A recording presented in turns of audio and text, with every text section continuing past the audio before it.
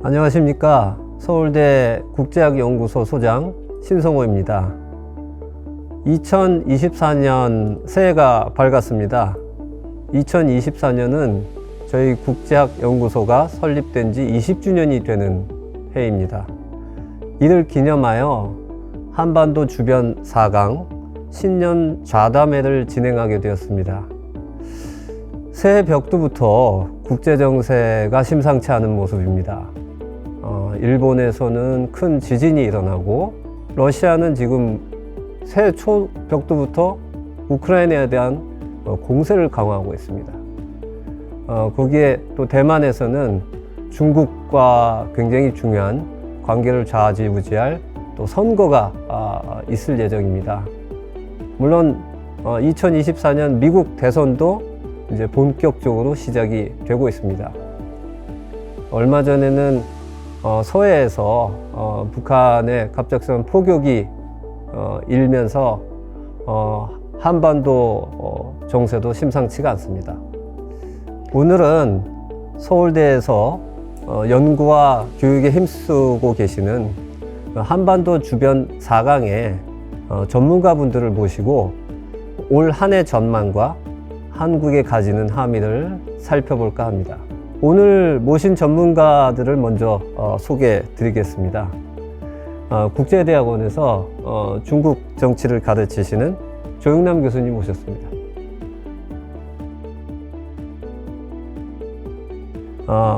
또 정치외교학부에서 러시아 정치 외교를 가르치고 계시는 신범식 교수님 모셨습니다. 서울대학교 일본연구소 소장이자 일본 외교안보 전문가이신 남기정 교수님 모셨습니다. 네, 저는 국제대학원에서 미국 외교 정책을 가르치고 있는 신성호입니다.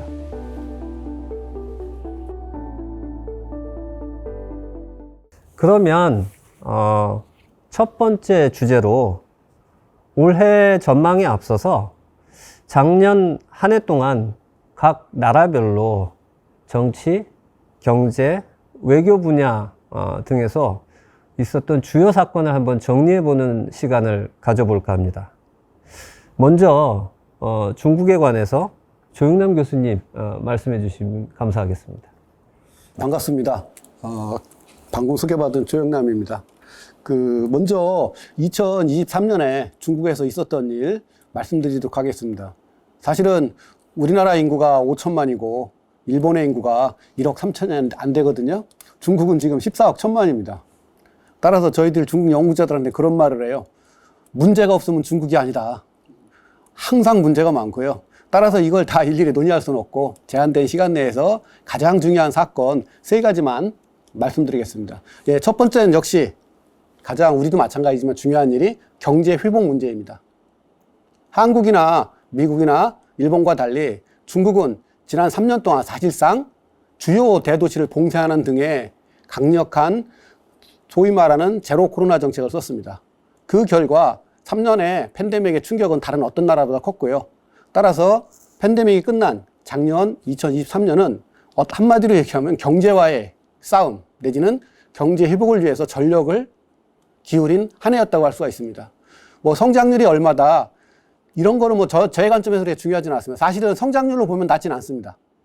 중국이 IMF가 예측하기를 5.4%고요. 최소한 5%가 넘습니다. 한국과 일본이 잘해봤자 1%에서 2% 성장률인데 5% 성장 갖고 무슨 엄살이냐 이렇게 얘기를 할 수도 있는데요. 그러나 이제 그거보다 더 심각한 문제가 좀 몇 가지가 있습니다. 예를 들어서 실업 문제. 작년에 중국의 대학생 졸업자가 1152만 명이 졸업했습니다. 22년에는요, 또 1000만 명이 졸업했습니다. 2년 동안 2000만 명이 넘게 졸업을 했는데요. 그 중에서 제대로 취업을 한 사람은 반도 안 된다고 보통 봅니다. 그렇다면 1000만 명의 실업자가 있습니다. 거기에다가 농촌에서 도시로 일자리를 찾아 나서는 사람들을 흔히 중국에서 농민공이라고 그러는데요. 그 농민공들 중에서 3억 명 정도 중에서 1억 5천만 정도가 지금 실업 상태인 그런 상황이고요. 거기다가 이제 자영업자 있죠. 도시를 봉쇄하고 이러면 가장 피해를 많이 본 게 자영업입니다.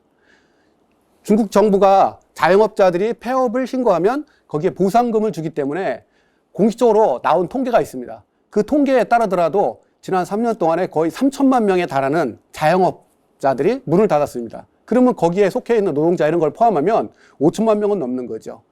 그래서 이러한 문제, 즉 중국이 농민공, 그 다음에 대졸, 취업자들, 그리고 자영업자들의 이 문제를 어떻게 해결할 것인가. 이게 사실은 공산당이 고민했던 거고요. 5%니 4% 그런 문제는 아닙니다. 이제 그렇게 봤을 때 그 2023년은 그렇게 좋은 성과를 거뒀다고 할 수 없지만 그렇다고 완전히 문제가 있는 건 아닙니다. 예, 그런 의미에서 현재 경제와의 싸움은 계속 진행되고 있는 거고요. 이건 뭐 이따 다시 말씀드리겠지만 2024년에서 역시 가장 중요한 이슈는 경제 문제입니다. 예, 두 번째로 말씀드릴 게 작년 한 해에도 역시 고위공직자에 대한 사정이 엄청나게 진행됐습니다. 사우스차이나 모닝포스트라는 그 신문에서 여러 자료를 종합해 보니까 작년 1년 동안에만 장관급 지도자 중에서 구속된 사람만 45명입니다. 엄청난 숫자입니다. 거기에다가 장군들 있죠? 별들. 장군들이 지금 작년에만 15명이 구속됐거나 처벌을 기다리고 있습니다. 우리한테 그 중에 잘 알려진 게 이제 국방장관, 리상프라는 사람, 그 다음에 외교부장, 칭강. 이건 무슨 뜻이냐? 한 측면에서 보면, 중국의 엘리트 정치가 좀 불안한 측면도 있다. 시진핑 총서기에 인사권에 문제가 있는 거 아니냐라는 측면도 있지만 또 다른 편에서 본다면 집권 3기를 맞아서도 고위 당직자에 대한 사정, 그리고 특히 군에 대한 그런 확고한 깨끗하고 그 다음에 늘 전시태세가 되어 있는 그런 방침을 유지한다는 게 변화가 없다는 걸 보여줍니다. 그런 의미에서 작년 한 해도요. 반부패 투쟁이 굉장히 힘차게 전개됐던 그런 한 해입니다. 마지막으로 세 번째는 역시 가장 중요한 게 미국과의 긴장과 대립이죠.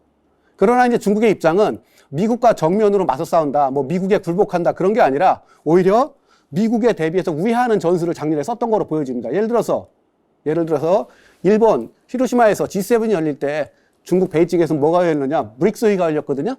그러면서 각 대륙의 주요 뭐 대표들, 예를 들어서 아프리카에서도 나이지리아라든지 중동에서 사우디아라비아라든지 등등 하면서 각 대륙을 대표하는 글로벌 사우스의 대표 주자들을 거기에 참여시키고 또 그 다음에 상하이 협력기구 그걸 또 확대하고 그래서 공식적으로 이제 이란이 거기에 참여하기로 됐는데 이런 식으로 미국이 G7의 대표라면 자기는 글로벌 사우스의 대표다라는 걸 중심으로 해서 좀 우군을 다지는 거기다가 또 미국과 약간 대립이 있거나 미국과 내용이 조금 다른 그런 유럽 국가들과 친밀한 관계를 유지하는 그런 전략을 또 쓰고 있죠. 아시겠지만 독일, 프랑스, 스페인 거기다 최근에는 오스트레일리아까지 뭐 이런 방식으로 나름대로의 체제를 갖추는 그러면서 미국과의 장기전에 좀 대비하는 대신 직접적인 대립은 가급적 피하는 좀 그런 모습이지 않았나. 단 예외가 있다면 대만 문제입니다. 대만 문제만큼은 미국과의 대립도 전혀 피하지 않았고요. 이런 면에서 미국과 중국의 외교 관계도 복잡하게 전개된 1년이었던 것 같습니다.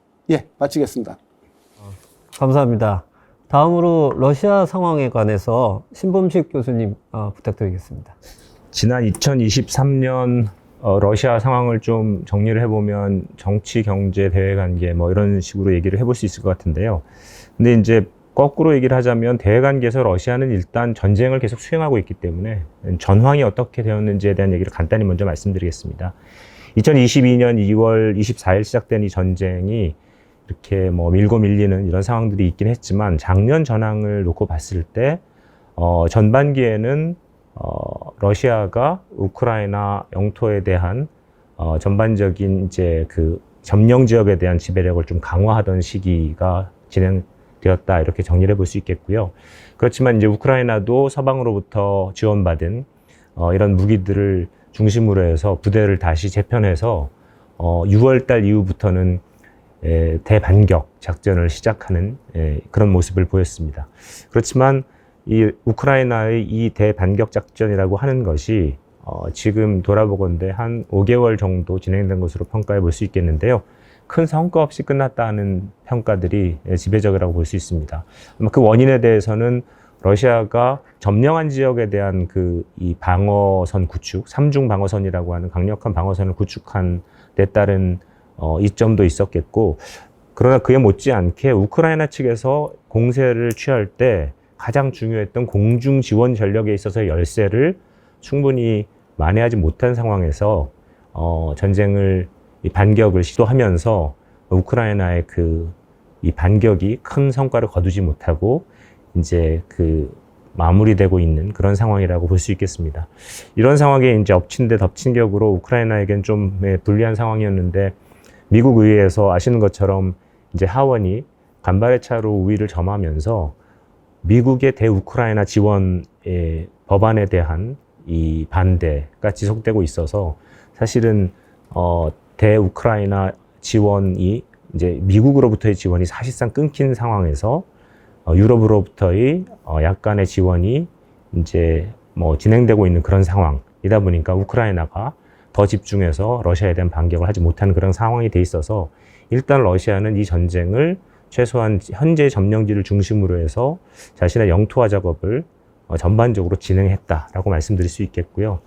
이제 그런 상황에서 잘 아시는 것처럼 이스라엘 하마스 전쟁은 서방의 대우크라이나 지원의 여력을 상당 부분 제한함으로써 일정 정도 이 전쟁에서 이 우크라이나에 대한 지원이 전반적으로 그 가능성이나 역량이 지금 떨어지고 있다. 그런 정도로 이야기를 해봤을 때 러시아는 이 전쟁을 어쨌든 관리하면서 자신의 목표들을 어느 정도 달성해 가고 있다. 그런 정도로 정리해 볼 수 있겠습니다. 그리고 국내 정치 경제를 돌아보면 사실 그 연초에는 그 용병 그룹을 이끌었던 프리고진의 반란 같은 것들이 이제 굉장히 신문지상에 많이 나왔었죠. 그리고 국내 반전 여론도 많이 달아오기도 했습니다. 그런데 그럼에도 불구하고 그 위기를 푸틴 대통령이 전반적인 애국주의를 고조시키면서 그런 기조 속에서 이 관리하는데 그 위기를 어떤 기회로 좀 전환시키는데 성공을 했다. 이런 식으로 평가를 해볼 수 있겠습니다. 그래서 뭐 분명히 러시아 내의 반전 여론들도 있고 그 다음에 그렇게 군부 내에서의 지도부의 이견과 알력도 있었음에도 불구하고 그런 위기들을 전반적으로 넘기면서 국내 정치에 있어서의 안정을 달성하는 데 어느 정도 유지해 가고 있고 상대적으로 전쟁에 대한 지원, 지지 그리고 푸틴 대통령의 지지를 높은 수준으로 이제 끌어가고 있다라고 하는 평가들을 하고 있고요. 의외의 그 결과들은 러시아 경제 부분에서 나왔는데요.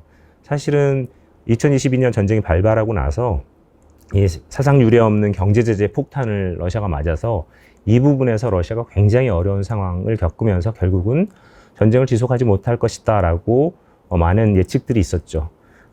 그렇게 러시아 경제가 어려워질 것이라고 하는 예상과는 달리 작년 상반기 중에 러시아의 경제가 마이너스 성장을 멈추면서 하반기에 도리어 성장세로 돌아서는 그런 변화들이 생겼고 그래서 하반기 주요 국제기구들이 평가하고 있는 모습에 따르면 2024년에는 2%에 가까운 성장을 하게 될 것으로 예상을 하고 있습니다.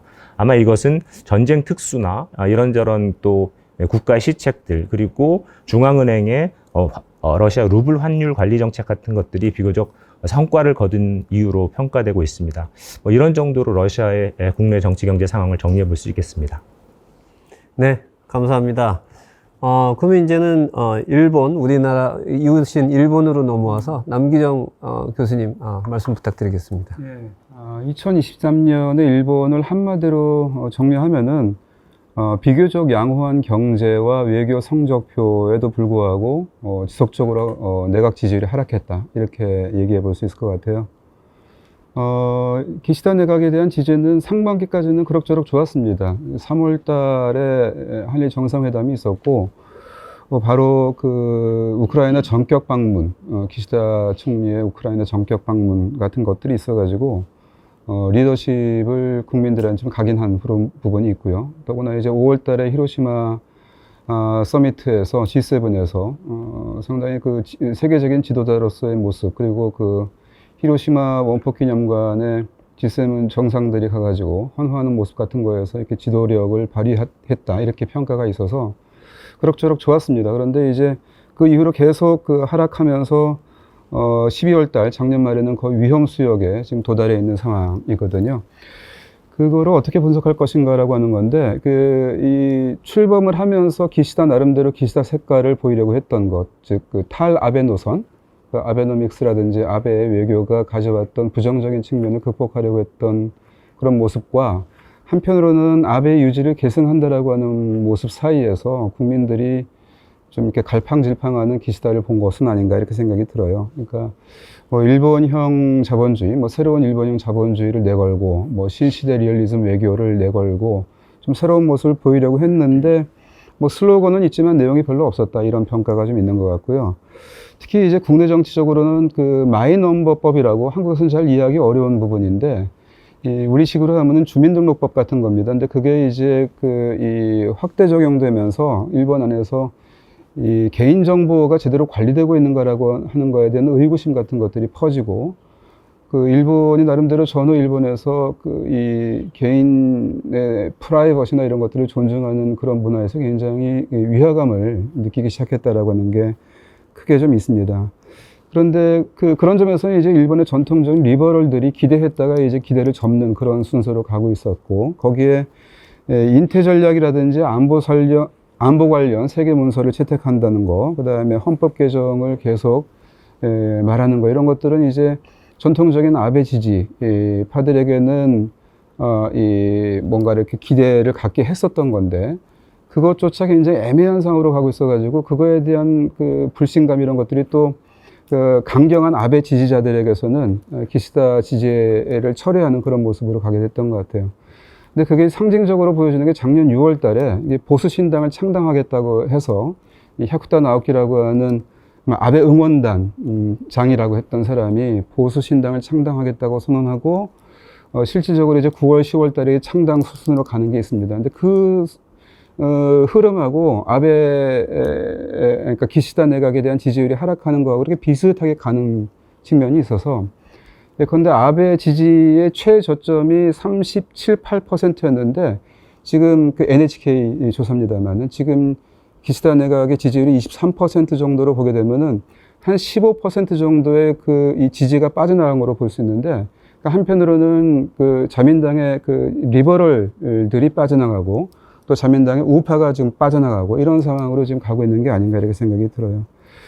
근데 사실은 경제 성적표나 외교 성적표는 나쁘지 않았거든요. 경제 성적표는 예컨대 올 초에 기시다 총리 스스로가 작년에 임금 인상이라든지 뭐 물가도 좀 올랐고, 그 다음에 설비 투자가 증가했다. 이게 30년 만에 최고 수준을 보였다 그래가지고 장기적인 저성장, 디플레이션에서 탈각하는 모습을 보이고 있다 그래가지고 그걸 좋게 평가하는 부분도 있었습니다. 그래서 이제 완전히 그러한 디플레이션 경제에서 탈각하는 한 해로 오늘 만들겠다, 그런 정도의 성적표가 있었고, 제가 확인한 바로는 작년 말에 나오는 여러 가지 경제 관련 싱크탱크에서도 일본 경제에 대해서 좀 좋게 평가하는 그런 평가서들이 많이 있었어요. 근데 그런 것들은 어느 정도는 이제 미국 경제 호조, 예상외의 호조 같은 거에도 의지하고 면이 있었고, 한미일 관계가 정상화되면서 반도체 공급망에서 좀 안정적인 모습을 보이면서 설비 투자가 있었다라든지 이런 평가들도 있었던 것 같습니다. 외교 문제에서도 상당한 정도로 좋은 성과들을 보였고, 그러면서도 한편으로는 러일 관계, 중일 관계에서는 상당한 정도로 이렇게 이 신중하게 외교를 펴면서 관리하려고 하는 모습들도 있어서 그런 것들은 일본 재계에서도 좋은 평가를 받고 그랬던 것 같습니다. 그럼에도 불구하고 이런 것들이 이제 피부로 다가가지 않은 것들, 이런 것들이 기시다 내각에는 굉장히 고전을 면치 못하는 그런 상황이 되었던 것 같아요. 네, 감사합니다. 그러면 저는 이제 지난 한 해 미국의 상황에 대해서 간단히 좀 말씀을 드리겠습니다. 먼저 정치 분야에 있어서는 당연히 뭐 올 한 해가 이제 본격 시작이 되겠지만 이미 올 해에 미국 대선을 앞두고 벌써 대선 전이 후끈 달아오르는 그런 모습을 보였습니다. 특히 이제 공화당 경선이 이미 벌써 시작이 돼서 뭐 트럼프 대통령과 그 나머지 주자들, 여러 공화당의 주자들이 처음엔 굉장히 난립을 했는데 재밌는 상황은 트럼프 대통령이 아예 전략적으로 이 공화당 경선에 난 참여 자체도 안 하겠다. 그랬는데도 불구하고 트럼프 대통령의 지지율이 압도적으로 나오면서 결과적으로는 트럼프 대통령이 아마 최종 공화당 후보로 지명되지 않을까 하는 그런 좀 기이한 현상이 벌어지고 있습니다.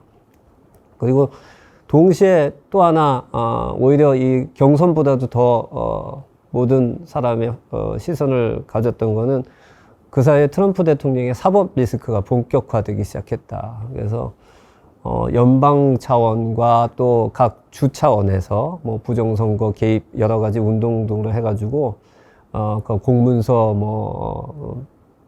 빼돌린 것 등등 해서 형사 사건을 4개의 그 형사 사건에서 굉장히 심각한 사건입니다. 내란 음모죄 포함해서 기소가 됐고 그 죄목이 중범죄 죄목이 91개나 되는. 그러면서 이제 과연 트럼프 사법 리스크가 올해 어떻게 진행될 것인가가 또 하나의 큰 변수로 떠오르는. 이런 가운데 또 흥미로운 것은 그럼에도 불구하고 초기 지금 작년에 나온 여론조사에서는 트럼프 대통령이 바이든 대통령과 가상 대결에서 앞서는 그런 또 결과가 지금 나오면서 올 한 해 과연 대선이 어떻게 진행될 것인가에 대한 그 관심이 고조되기 시작했고요. 이게 바이든 대통령 입장에서는 참 억울하고 뼈아픈 것이 두 번째 경제에 있어서는 미국이 아까 일본도 말씀하셨지만 미국이 그 전 세계 어느 국가보다 경제 상황은 가장 좋았거든요. 이건 중국하고도 좀 대비되는 것인데 미국 경제가 전 세계 1위, 우리나라의 거의 뭐 20배에 육박하는 엄청난 규모의 경제인데도 경제 성장이 2몇% 중반대에 이르는 굉장히 가장 좋은 경제 성장률을 기록했다. 근데 그것이 경제 성장뿐만 아니고 여기에 있어서 그 고금리 정책을 편 것이 굉장히 효과적으로 작용을 하면서 물가도 초기에 막 7, 8% 올라가던 것이 한 3%대로 지금은 내려앉았고 거기에 실업률도 뭐 한 3.7% 마지막 지난 조사 결과가 나오면서 역대 최대 실업률. 거기다가 뭐 새로운 잡도 계속 늘어나고 있고 이런 어떻게 보면 좀 거의 다른 많은 유럽을 포함해서 국가들이 지금 저성장과 고물가에 시달리고 있는데 미국 혼자만 나 홀로 호황을 맞이하는 가장 건실한 경제 성장을 기록했는데 문제는 이게 일반 국민들이 바이든 대통령에게 그렇게 치적으로 느끼지 않는다는 게 바이든 대통령 입장에서는 굉장히 뼈아픈 그 결과 이제 트럼프 후보한테 아직도 지고 있는 이런 현상이 벌어지고 있고요. 마지막으로 외교는 이렇게 역시 미국도 경제 치중한 상황에서 대선이 다가오고 있는 그런 속에 엎친 데 덮친 격으로 물론 미중 경쟁이 이제 중점을 두고 있었는데 당연히 러우 전쟁 아까 말씀하셨던 그 러우 전쟁이 미국이 원하는 대로 진행이 안 되고 거기서 러시아가 오히려 우세를 보이는 그런 속에서 또 한편 10월 달에 갑자기 터진 이스라엘 하마스 전쟁까지 터지면서 유럽과 중동에서 갑자기 급격한 그 정세 불안이 터지고 미국 입장에서는 지금 중국에 이렇게 뭐 좀 중국과의 전략 경쟁에 힘써도 될까 말까 한 상황에 더 급한 불들이 여기저기서 터지니까 안 되겠다. 급기야는 이 중국과의 전략 경쟁을 좀 잠깐 스톱해야 되겠다 할 정도로. 그래서 결과적으로는 12월에 있었던 미국에서 샌프란시스코에서 열린 에이펙 정상회담에서 시진핑 주석과 바이든 대통령이 오랜만에 다시 1년 만에 만나긴 했지만 어쨌든 전격적으로 만나서 양측이 좀 이렇게 휴전하는 듯한 잠시 휴전하는 듯한 모습도 보이고 서로 원하지 않는 충돌이 발생하지 않도록 위기 관리를 좀 하자 하는 이런 식으로 전략을 약간 수정하는 듯한 그런 모양새도 나왔습니다. 이 정도가 지금 미국까지 알아본 저희 상황인 것 같고요. 지난 한 해에도 여러 가지 많은 일들이 벌어졌는데 과연 2024년 올 한 해에는 또 어떤 일들이 벌어질지 간략하게 좀 짚어주시면 감사하겠습니다.